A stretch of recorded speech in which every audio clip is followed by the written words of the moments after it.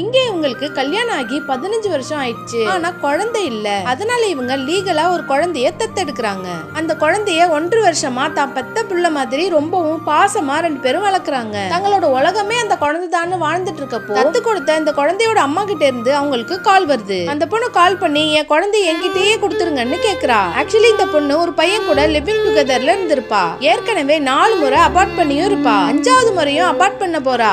அப்போ இதுக்கு மேலேயும் நீங்க அபார்ட் பண்ணீங்கன்னா உங்க உயிருக்கே ஆபத்துன்னு சொல்றாங்க. இப்ப இந்த குழந்தை அவங்க வயித்துல வளர ஆரம்பிக்குது. இந்த பையனும் எந்த பொறுப்பும் இல்லாம ஊதாரித்தனமா சுத்திட்டு இருந்தா. பொண்ணு செக்அப்க்கு கூட தனியா தான் போறா. இவளோட நிலைமையை பார்த்த இந்த நர்ஸ், ஏமா உன்னால குழந்தைய வளர்க்க முடியலன்னா யாராவது குழந்தை இல்லாதவங்களுக்கு தத்து கொடுத்துடலாம்ல அப்படின்னு கேக்குறாங்க. சரின்னு இந்த பொண்ணும் குழந்தை பிறந்ததும் லீகலா அந்த குழந்தைய தத்து கொடுத்துட்டு காசு வாங்கிக்கிறா. காசையும் அந்த பாய் ஃப்ரெண்டே புடுங்கிக்கிறான். இவனுக்கு அவங்க வீட்டாளுங்க வேற ஒரு பொண்ணை வேற நிச்சயம் பண்ணிடுறாங்க. அதுக்கப்புறம் இந்த பொண்ணு நாங்க 2 பேரும் லிவிங் டுகெதர்ல இருந்தோம், எங்களை 2 பேரையும் சேர்த்து வைங்கன்னு சொல்லிட்டு பிரச்சனை பண்றா. நம்ம பெத்த குழந்தைய காட்டினாதான் இவங்க நம்புவாங்கன்னு சொல்லிட்டு இவங்க கிட்ட வந்துட்டு அந்த குழந்தைய திரும்பவும் கேட்பா. கடைசியா இந்த பொண்ணு அந்த குழந்தைக்காக கோர்ட்லயும் போய் கேஸும் போட்டுறா.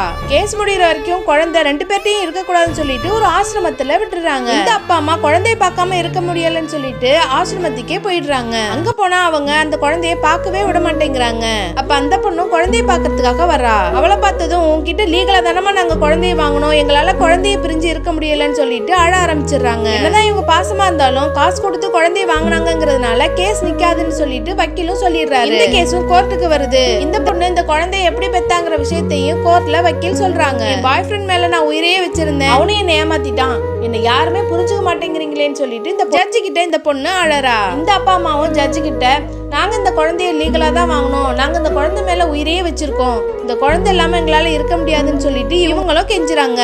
இப்போ ஜட்ஜு இந்த பொண்ணு கிட்ட குழந்தைக்காக இவங்க எதுவும் காசு கொடுத்தாங்களான்னு கேக்குறாரு. தன்னோட குழந்தை இவங்க கிட்ட வளர்ந்தாதான் நல்லா இருக்கும்னு சொல்லிட்டு தன்னோட குழந்தை மேல அவங்க உயிரையே வச்சிருக்காங்கிறத அந்த பொண்ணு புரிஞ்சுக்கிட்டு குழந்தைய கொடுத்ததுக்காக அவங்க கிட்ட இருந்து காசு வாங்கலங்க, குழந்தைய அவங்க கிட்டே கொடுத்துருங்கன்னு சொல்லிட்டு ஜட்ஜு கிட்ட இந்த பொண்ணும் சொல்லிடுறா. அதுக்கப்புறம் இந்த அம்மா அப்பாவும் அந்த குழந்தை கூட ஹாப்பியா வாழ ஆரம்பிச்சிடுறாங்க.